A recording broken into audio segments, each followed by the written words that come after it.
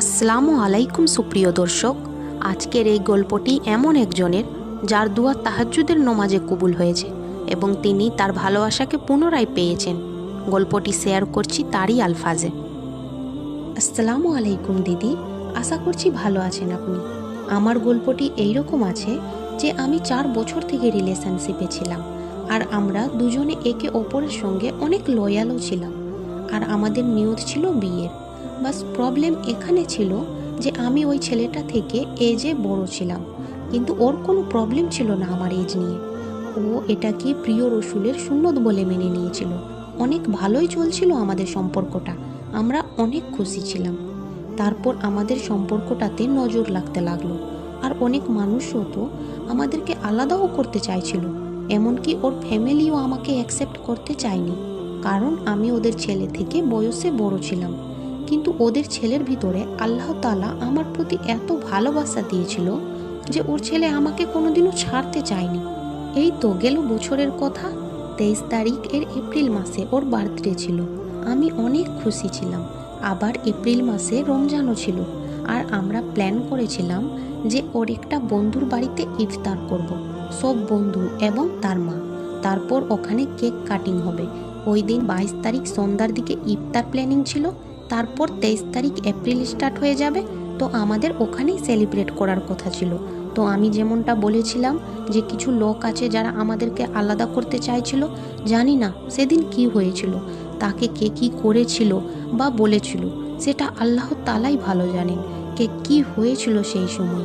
22 তারিখ এপ্রিলে আসরের পর সন্ধ্যার দিকে আমরা যখন বেরিয়েছিলাম ইফতারে যাওয়ার জন্য, তখন রাস্তায় একটা ছোট কথা নিয়ে আমাদের মধ্যে ঝগড়া হয়। আর ঝগড়াটা এত বড় হয়ে যায় যে ও ডিসিশন নিয়ে নেই আমার থেকে আলাদা হয়ে যাওয়ার। এইসব কথাগুলো আমার ইলমের বাইরে ছিল যে তার কি হয়ে গেল হঠাৎ করে, আমি কিছুই বুঝতে পারছিলাম না। সেই দিন রাতে সে তার মা বাবা এবং বন্ধুর মাকে বসিয়ে তাদের সামনে বলে দিল যে সে আমাকে বিয়ে করবে না। এই কথাটা শুনে আমি অনেক কাঁদলাম তাদের সামনে, অনেক মিন্নাতও করলাম। আমার পক্ষে যা যা সম্ভব ছিল আমি সব চেষ্টাই করে দেখলাম, কিন্তু তার কোনো ফল পাওয়া গেল না। সে সেখান থেকে উঠে চলে গেল। সেই রাত থেকে যে আমার কান্না স্টার্ট হয়েছিল, তো পুরো 4 মাস কন্টিনিউ ছিল। এমন একটাও সময় ছিল না যে আমি তার কথা ভেবে চোখের জল ফেলেনি।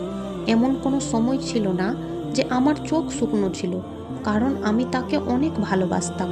আমি আমার সবটুকু দিয়ে ভালোবেসেছিলাম আর সেও আমাকে অনেক ভালোবাসতো। সে এতটাই ভালোবেসেছিল যে সে ছেড়ে যাওয়ার পর থেকে আমি আর নিজেকে সামলাতে পারছি না। আমি ভেঙে গেছিলাম। রাত দিন কান্না করতাম, রাত রাত ভোর জাগছিলাম, তাহাজ্জুদে নিজের ভালোবাসাকে পাওয়ার জন্য ভিক্ষা করছিলাম, ওয়াজিফা করছিলাম।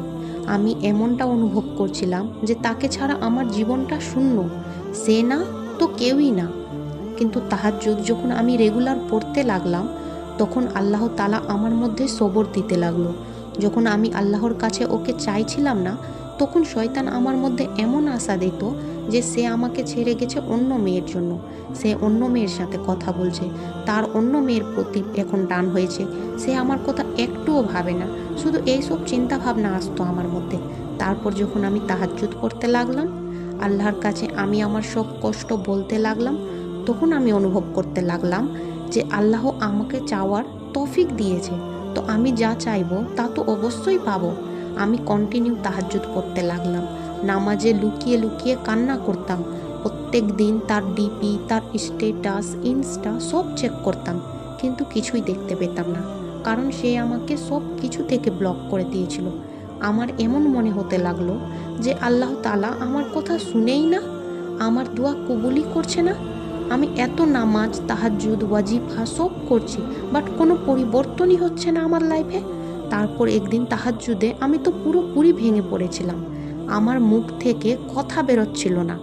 আমি অজু করার সময় কোনোরকম কান্নাটা আটকে রেখেছিলাম। নমাজে দাঁড়াতেই আমার চোখ থেকে জল পড়া শুরু হয়ে গেল। আমি এতটাই কান্না করছিলাম যে ভালো করে সূরাও পড়তে পারছিলাম না। আমি সেই দিন তাহাজ্জুদে অনেক কাকুতি মিনতি করেছিলাম। আল্লাহকে বলেছিলাম যে আল্লাহ, আপনি তো সব জানেন, আপনি তো রহিম ও করিম আছেন, আপনি তো আপনার বান্দার চোখের জল দেখতে পারেন না। আপনি তো আপনার বান্দাকে 70 মা থেকেও ভালোবাসেন। আমার কষ্ট দূর করে দেন মৌলা। আল্লাহ, ও যদি আমার নসিবে না থাকে, ওকে যদি আপনি আমার সঙ্গী হিসেবে নাই লিখে থাকেন, তাহলে আমার মন থেকে ওকে বের করে দেন আল্লাহ। আমাকে শান্তি দেন, সবর দেন। সেদিন আমি অনেক দোয়া করেছিলাম ওকে আমার মন থেকে বের করার জন্য, কিন্তু আল্লাহ তাআলার তো অন্য কিছুই মঞ্জুর ছিল। তারপরের দিনই আমি দেখলাম যে সে আমাকে হোয়াটসঅ্যাপ এবং ইনস্টা থেকে আনব্লক করে দিয়েছে। ওর শুধু আনব্লক করাটাই দেখে আমি অনেক খুশি হয়েছিলাম। এমন মনে হলো যে আমি একটা আশার আলো খুঁজে পেলাম। আমি আল্লাহ তাআলাকে অনেক ধন্যবাদ জানালাম। যেখানে আমি মেনে নিয়েছিলাম যে আমি আর তাকে পাবো না, তাকে পাওয়াটা আমার এতটা অসম্ভব বলে মনে হয়েছিল যে আমি তাকে ভুলার জন্য দোয়া করতে লেগে গেছিলাম। আল্লাহ তাআলার কাছে সবর চাইছিলাম তাকে ভুলার জন্য।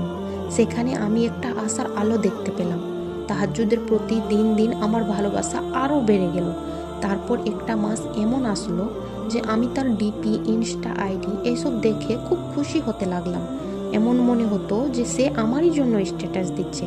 তারপর হঠাৎ 4 মাস পর, মানে আমাদের ঝগড়া হয়েছিল 22 তারিখ এর এপ্রিল মাসে, আর 21 তারিখ আগস্টে সে আমাকে আসরের পর মেসেজ করলো যে সে আমার সঙ্গে দেখা করতে চায়। সেই সময়টা আমার মনে হয়েছিল যে এটা কি হলো আমার সাথে, কেমন করে এটা সম্ভব হয়ে গেল। আল্লাহ সত্যিই মহান। এইসব কথা এর আগেরই বছরের আছে।